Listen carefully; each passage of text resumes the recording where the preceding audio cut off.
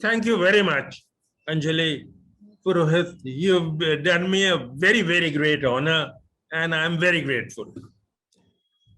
Uh, uh, this is a this is a big thing while we are wading through a pandemic which is now at the moment really raging, which is really raging both in your city in Bombay or Mumbai, and certainly in my city, Delhi. I'm not going to start with any ponderous statements on poetry, what poetry is or what poetry is not. I recall that my first request, of course, is to Anjali Purohit that you should call younger people like Dev Patel and Adil Jasawala, people with a spring in their step, and not and leave alone the people over over the hill like me. I was thinking of Nissim Ezekiel. I mean, the first poet apart from Kersi Katrak from Bombay, but when I came to Bombay in 1956, the first person I met was Nissim Ezekiel. He was in charge of the imprint at that moment. And I have please don't forget that on 2024, that means in another 3 years, Mumbai will should be hosting a centenary celebration for Nissim. And I'll start with a poem, a very fine poem by Kavita Ezekiel, his daughter, to address to his father. I'm going to read it. Kavita Ezekiel, my father, dedicated to my father who sadly passed away from Alzheimer's in 2004. Here it is. The poem. My father could not talk to me before he died, could not reach me in a distant land, twinned in spirit, separated by geography. She is in Canada. I heard he remembered me, said he could never forget me. Memory without memory, not able to remember, not able to forget, trapped in a maze of loss, two losses, the greater loss is mine. It's a very, very fine poem, and I'm very happy to have read it out to this very distinguished audience. I would suggest that in this pandemic year, or I would love to call it an epidemic year and be done with the pandemic is a bit too confusing for me. In this epidemic year, let's talk about the good things. And so I'm going to read a poem which I wrote during the millennium year, This Miracle, though the millennium year proved a terrible catastrophe for me, but before the catastrophe, I'd written the poem. Here it goes, This Miracle. The miracle of the dawn prayer, gold in its hair, and of the vespers, lamp black after dusk, and the monotone of the night cricket, solitary, articulate, the miracle of high pastures, a dwarf deer's gland in musk, the miracle of the snow line, melt line, water roar, glacier green as a carbuncle, river gleaming white, mirroring the clouds, no clouded leopard here, says the herdsman. What troubles us is the black panther, blacker than the night. The seasons, sensual as flesh. I'm happy with that line. The seasons, sensual as flesh, as they go the rounds. The promontory crowded with vultures. the estuary marked with gulls, the sea there as always, and the harbor swarming with schooner and sailboat, rudders, masts, and hulls. But constellations, brittle coral, firm as rock, thick smell of frying fish, the lighthouse so wrapped in history, it forgot to turn on its light. But constellations switch on their mysteries as the magi fish for omens, sing hymns celebratory, forget sickness, blight, the wonder of the calendar that makes us forget. The years are seamless. Come on, turn the page. This miracle, the world dragged by the time's oxen into another furrow, another seedbed, another age. Wow, beautiful, beautiful. Thank you. Thank you very much.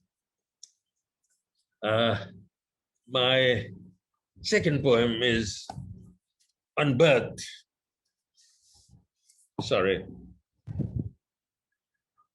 It's the birth of a foal.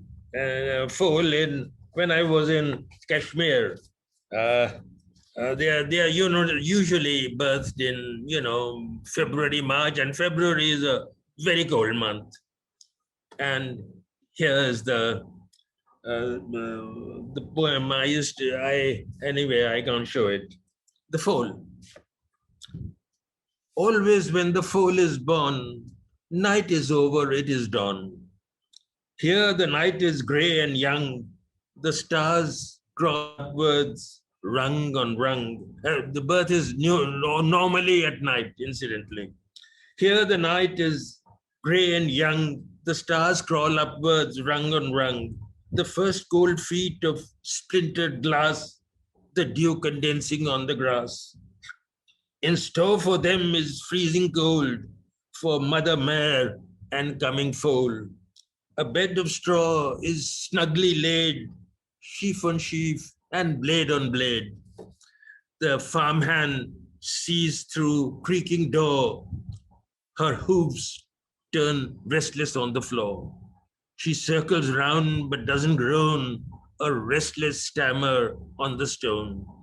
Then she lies down on the straw. The foal has started moving now. Soon a bag, toy horse, and blood lie gently heaving in the mud. Four thin twig-like legs appear to sign the end of this dark year. For quite some time the legs don't kick. The foal awaits the mother's lick. Where's the dark and where's the cold? The mother's steam breath warms the foal. Slowly the eyes are licked quite clean, and sight appears through webbed screen. Always when the foal is born, night is over, it is dawn.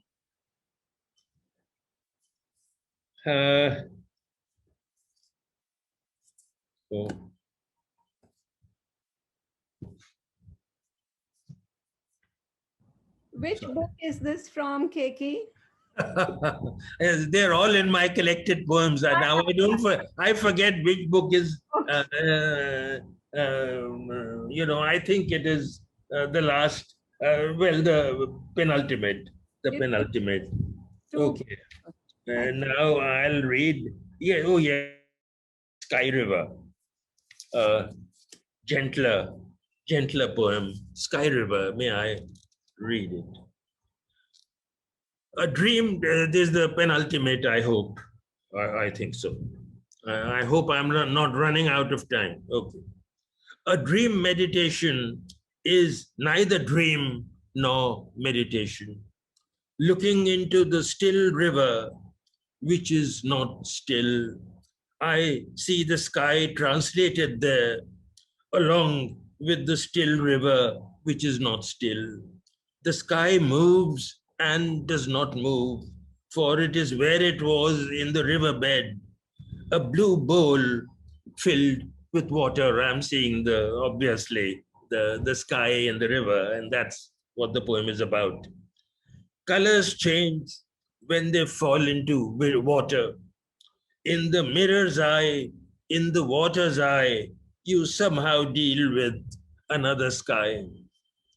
What makes the sky throb here is the current running under the stillness of the river. Dreams give you answers, meditations give you answers. A dream meditation only gives you a tremulous sky in the nervous stillness of the river. Just two short poems. Yes, Greek vases, which I spent one night in Toronto. I don't want to go into the history, and went to the museum and saw the Greek vases, and much later wrote the poem. Greek vases. This is from my last poetry book. On their red and black vases and their amphorae, the equatorial bulge of their amphorae, are spearmen setting out, one of them about to climb onto a one-horse chariot. When soldiers move, one knows their travel plans, long sapping marches through scrub and marsh and desert from where the oases have fled. Till one night they come upon an escarpment overlooking a plain embered with campfires, Trojan or Turk or Persian, and know in the pit of their hearts that the next dawn means enemy horse and steel. But we are circling black vase and amphora in a museum and find the spearmen clad in armor and their spears etched on the baked memory of clay. Spears longer than the lines of Homer or the Chronicle of Callisthenes. Behind them are tearful women, wives and mothers, always in black, as if already in mourning. Lament and prophecy, Trojan women, Andromache and Cassandra clamber onto the vase without being there.